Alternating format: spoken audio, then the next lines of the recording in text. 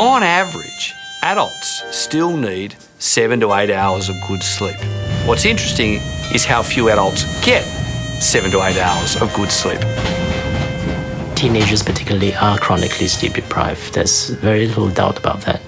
If you were to sample a typical high school classroom, I'll bet you there will be a 25 to 30% incidence of some attributable sleep disorder. We all know that getting regular exercise and eating nutritious food is vital to our health. But sleep researchers say getting a good night's sleep should also be added to that list. It's not just a luxury, it's a biological necessity.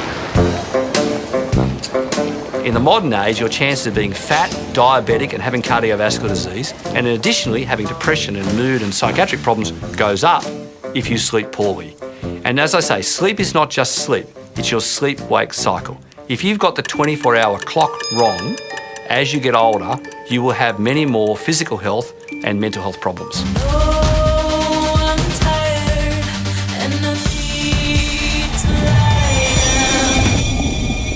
The part of your brain that tries to make you sleep and wake at the most beneficial times is the suprachiasmatic nucleus, otherwise known as the body's master clock. It receives information from your eyes about incoming light. So when it gets dark at night, it directs your pineal gland to secrete melatonin, a hormone that makes you sleepy. Then in the morning, when the sunlight hits your eyes, the signal is given to stop releasing melatonin, making you more alert. Disrupt those light signals and your sleep-wake cycle can fall apart. Now, I've had a patient recently who was completely blind from 18 months of age because he had a cancer in his eye. Very sad case, but his body clock's all over the place. He'd be up at 2 a.m. and wanting to play, and he'd be asleep at 2 p.m. because he has lost the light and dark differentiation. Most of us can override these daily light signals simply by doing things that keep us awake at night. But the impact of that on our master clock means we're risking more than just tiredness. Every cell in the body has its own clock, and they're all running to different signals. So it's a totally chaotic set of clocks. So really important is the master clock. It's got to be right to tell all the rest, the liver, basically the gut, the heart, the rest of the musculoskeletal system to get their act together. If you haven't got the brain bit right, all those other bits of the body will head off down their own track. For teenagers, with that early wake up for school, getting enough sleep at night is a biological challenge. Teenagers actually need more sleep than adults, about 9 hours a night. And they also have something called sleep phase delay. The major difference between animals and humans is really this massive frontal area. If you measure melatonin in teenagers, it is delayed, and it's also probably smaller in amount that's secreted. So for a teenager, 10 p.m. to them, it's like 8 p.m. So there's no teenager in the world that would want to go to bed at 8 p.m. and expect to fall asleep. I'd still be awake at 2 and I'd look at the clock and then it would be 3 and then I'd fall asleep and then my alarm would go off. 16-year-old Amelia Hartley sought treatment after 2 years of only getting 4 or 5 hours sleep most nights. I was so grumpy. I was irritable. Every tiny thing annoyed me and getting at everyone about everything. Grades dropped dramatically. They're not going to come to the doctor to say, I have a sleep phase delay problem. They're going to come because their teachers are complaining, they're not performing.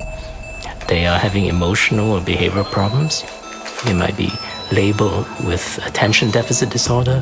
Why? Because they can't pay attention, because they're fidgeting and they're moving and they're not doing well at school, because they're sleep deprived. What appears to be happening increasingly with teenagers now is taking that normal delay and going far too far with it. So through use of computers and technology and Facebook and iPhones and everything else known to man, teenagers staying up later and later and later.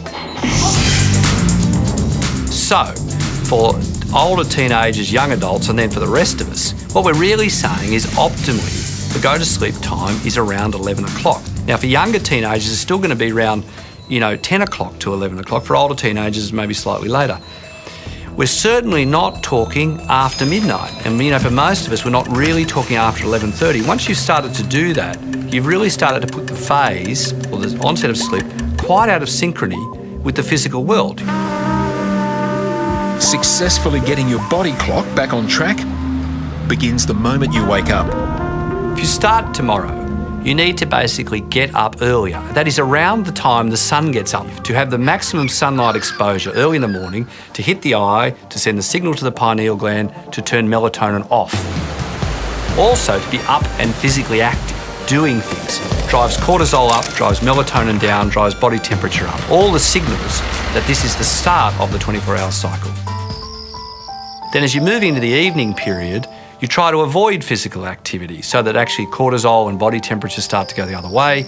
Darkness comes on, so actually that requires turning the lights out, stopping all the computers, TVs, everything else, to allow melatonin to surge onwards. You'll then go to sleep much more deeply, into deeper phases of sleep, and you'll wake up feeling much more refreshed.